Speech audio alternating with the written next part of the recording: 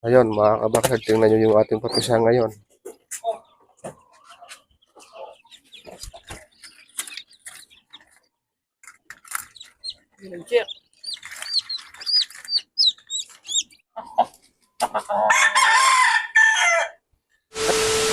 Ngayon po, ilalabas na po muna natin yung naka-incubate natin nung isang araw na itlog. Ilalagay na po natin sa sa hatcher para sa ganun po magsama-sama po yung ating mga bloodline. At papakita po natin sa ating mga kabakyard.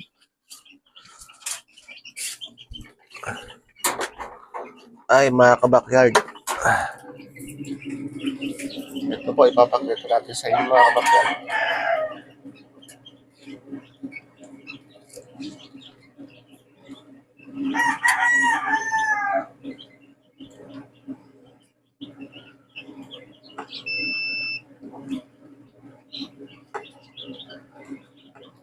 Yung ating dalawa.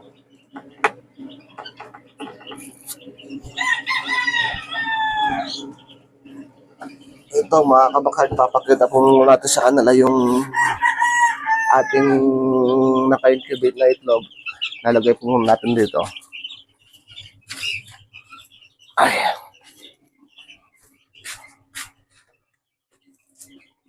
Para sa ganun makikita po natin yung pagsasama-samayan na po natin. Kasama-samayan natin yung iisang marking. Para pag napisaman sila, yung mga bloodline, hindi po naka-iway-walay. Para naka-separate na po sila lahat. Ito po. Papakita po natin yung ating hatcher dito.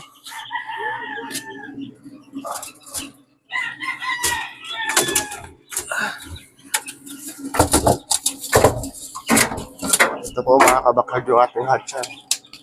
Dalawa po pala yung hatcher natin.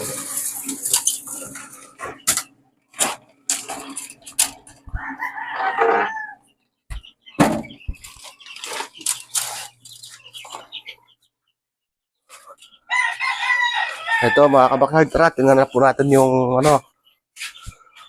yung para parehas yung marking.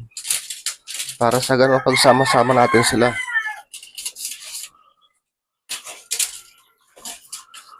Ayan po mga kabakyard. Ang ganda naman ito. Ang ganda ng pagkagawa ng hatcher natin, oh. Ito mga kabakyard, tingnan po natin yung ating marking. Para sa ganun po sama-sama po sila.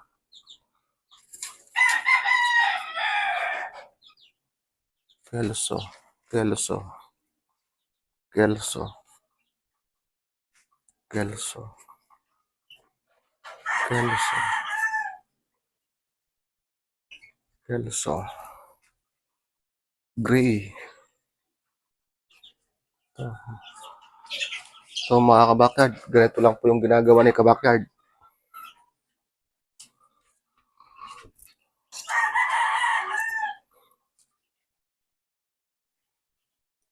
So po mga kabakyard, sama-sama na po yung ating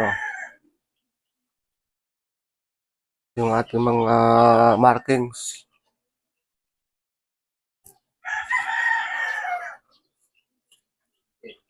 Ayan mga kabakyard, patapos na po tayo maglagay dito sa ating hatcher.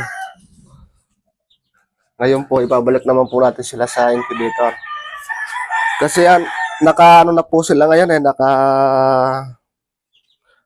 kumbaga saan naka-due na po sila ngayon. Magpipisa na po sila ngayon yan. Baka mamayang gabi, baka po marami na sila mapipisa niyan. Ayun mga kabakyard, napagsama-sama natin yung markings. Yung iisa yung markings. Kaya ibabalik naman po natin sila sa incubator. Baka mamayang gabi o kaya hanggang bukas, mga kabakyard, kung pipisa na to. Marami-rami po tayo ngayon nakasalang.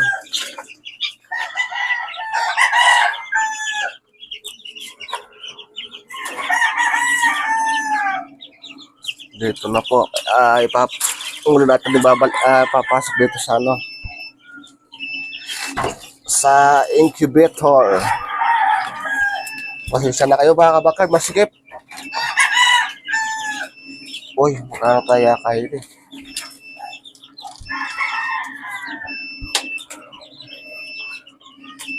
Masikip po mga kabakard yung aming pwesto mga kabakard.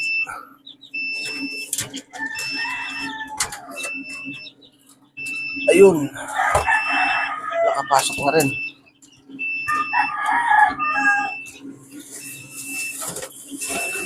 Ayun mga kabakard, okay.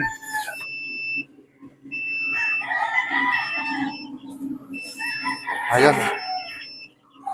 Tapos na po sila mga kabakard. Ito nga pala mga kabakard yung nilagay natin sa hatcher na yung kahapon na mga itlog. Ngayon sisilipan na natin sila kung meron ng pisa.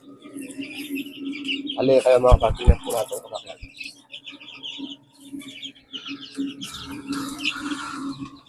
Ayan po mga kabakard, oh. Marami na po silang pisa, oh. Wow, ang dami na. Sana all. Ayan na yung produkto natin mga kabakard. Ang dami na nilang pisa, oh. Nasa 80 pieces po yan mga kabakard. Marami-rami na po yan. Sana mapisa sila lahat para sa ganun marami tayong produkto na lalabas. Ito nga pala mga kabakard yung uli natin na sinalang. 50 pieces po ito. Baka sa pangalawa sisilipin ulit natin yan kung meron silang kung fertile sila yun mga kabakard. After 2 days kukunin natin sila.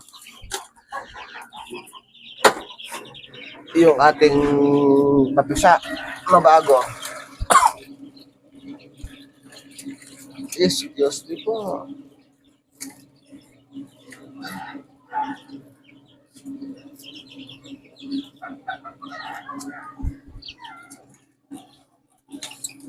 Alos na pisa pala sila lahat eh.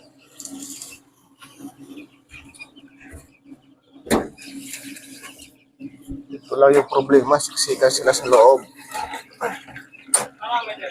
Na. Wala pa naman yata. Kaya lang mga kabakard. Sarap mo natin itong incubator natin. Para sa ganon. Ito naman ngayon yung gagawin natin. Ilalagyan natin sila ng mga markings. Para hindi sila mawala kung ano yung bloodline nila. Ayun mga kabakard, tingnan nyo yung ating papisa ngayon.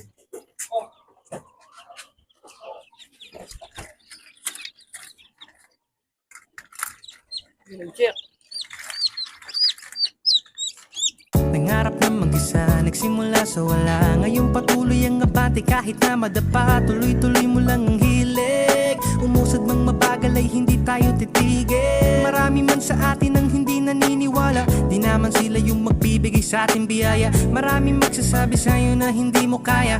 Gawin mo lang